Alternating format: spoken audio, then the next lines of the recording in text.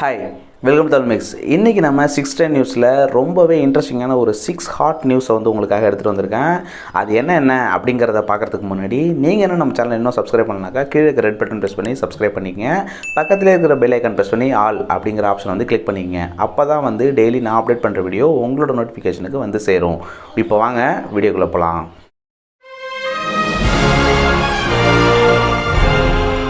நான் முதலாவதாக பார்க்க போகிற நியூஸ் என்னன்னாக்கா, கருப்பர் கூட்டம் சுரேந்திரன் மீது குண்டர் சட்டம் பாய்ந்தது.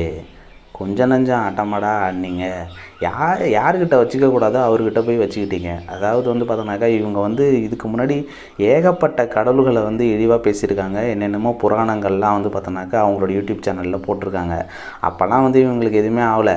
ஆனால் யாரை போய்ட்டு டச் பண்ணக்கூடாதோ அவரை போய்ட்டு டச் பண்ணாங்க. அதுலேருந்து பிடிச்சது இவங்களுக்கு சனி. ஃபஸ்ட்டு அரெஸ்ட் ஆனாங்க. அதுக்கப்புறம் யூடியூப் சேனல் முடக்கப்பட்டது. அதுக்கப்புறம் பார்த்தோன்னா குண்டர் சட்டம் பாஞ்சிருக்கு.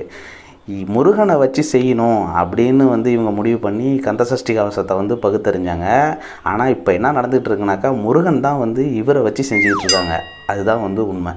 நம்ம ரெண்டாவதாக பார்க்க போகிற நியூஸ் என்னன்னாக்கா, சென்னையில் ஆன்லைனில் சீட்டு விளையாடி பணத்தை இழந்த கல்லூரி மாணவர் விரக்தியில் தூக்கிட்டு தற்கொலை. நாம் அந்த நியூஸ் பார்த்தோன்னாக்கா ஏற்கனவே படித்த நியூஸ் தான், போன 610 நியூஸில்.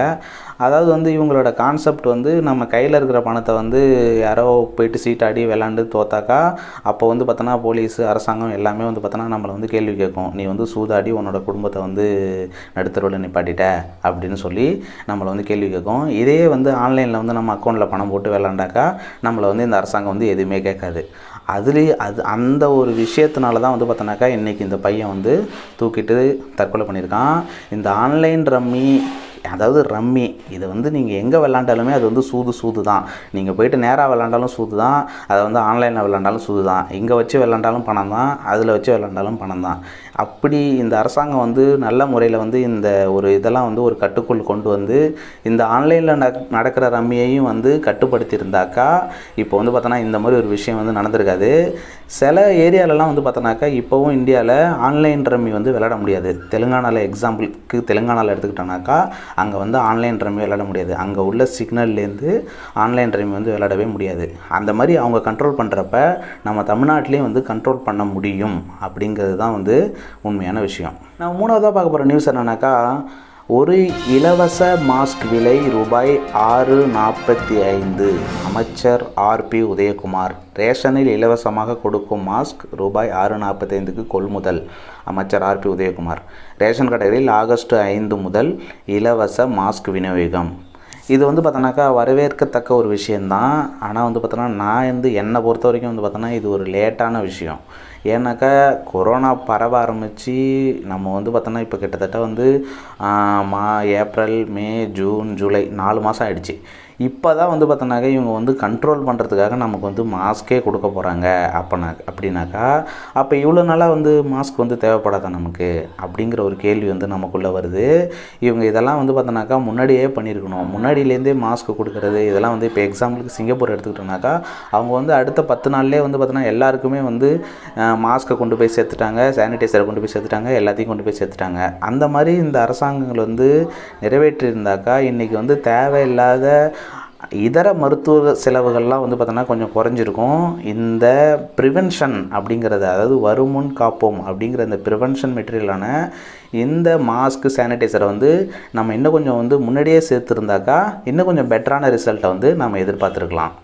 நம்ம நாலாவதாக பார்க்க போகிற நியூஸ் என்னன்னாக்கா, சுற்றுச்சூழல் தாக்க மதிப்பீடு வரைவு சட்டத்தின் பேராபத்தை அதிக பேரிடம் கொண்டு சேர்த்தது பத்மபிரியா வெளியிட்ட காணொளி தான். இதையடுத்து அவருக்கு சில தீவிர வலதுசாரிகள் மிரட்டல் விடுத்ததும் குறிப்பிடத்தக்கது. By BBC Tamil. அதாவது பார்த்தோன்னாக்கா நிஜமாகவே இவங்களுக்கு ஒரு பெரிய சல்யூட் பண்ணணும். இவங்களால தான் நிறைய பேருக்கு இந்த அவேர்னஸ் போய் சேர்ந்தது. இன்ஃபேக்ட் நிறைய பேர்கிட்ட போயிட்டு சேர்த்தது பார்த்தோன்னாக்கா சென்னை தமிழச்சி அப்படிங்கிற இந்த யூடியூப் சேனலை சேர்ந்த இவங்க தான் பார்த்தோன்னாக்கா இந்த ஒரு காணொளி வெளியிட்டிருந்தாங்க. இதன் மூலியமாக தான் ஏகப்பட்ட பேருக்கு இந்த ஒரு அவேர்னஸ் போயிட்டு சேர்ந்ததுன்னே சொல்லலாம். ஆனால் இவங்களையும் போயிட்டு சில பேர் மிரட்டுறாங்க அப்படின்னு நினைக்கிறப்போ பார்த்தோன்னாக்கா ரொம்பவே கஷ்டமான ஒரு விஷயமா இருக்குது. என்னத்த சொல்கிறது, அதாவது இயற்கையை காப்பாற்றுறதுக்காக ஒருத்தவங்க வந்து களம் இறங்கினா கூட அவங்கள போயிட்டு மிரட்டுற அளவுக்கு நம்ம நாடு வந்து ஒரு கண்டிஷனில் வந்து இருக்குது.